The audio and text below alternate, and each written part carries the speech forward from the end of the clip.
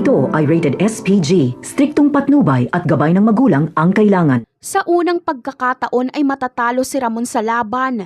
Pinasabugan kasi siya ni Olga. Bagamat buhay pa si Ramon pero wala itong malay dahil malala ang kanyang kalagayan. Sisiguraduhin ni Olga na patay na talaga si Ramon kaya tatadta rin niya ito ng bala. Pero hindi ito matutuloy dahil darating si David at iba pang mga tauhan para tulungan si Ramon. At dahil trinaydor ni Olga si David ay magkaaway na sila.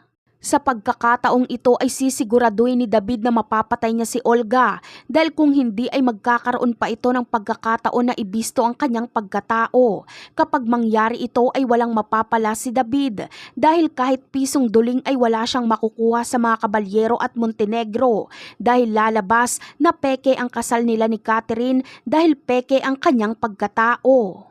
Kaya kahit anong mangyari ay kailangang mapatahimik ni David si Olga. Isa lang sa kanila ang dapat mabuhay. Pero swerte pa rin si David dahil siya ang mabubuhay at mapapatay niya si Olga. Dito malalaman ni Olga na si David pala ang pumatay kay Bubbles.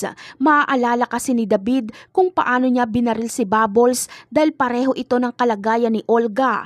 Parehong nakatihaya.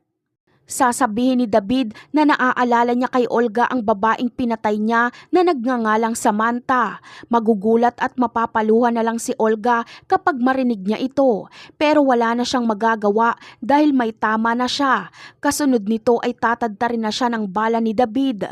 Habang si Ramon naman ay hindi muna tutuluyan ni David. Tutulungan niya pa itong madala sa ospital.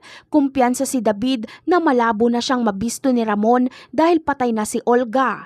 Dahil bukod sa kanya ay si Olga lang ang nakakaalam sa kanyang sikreto. Kaya abangan na lang natin yan. Bye!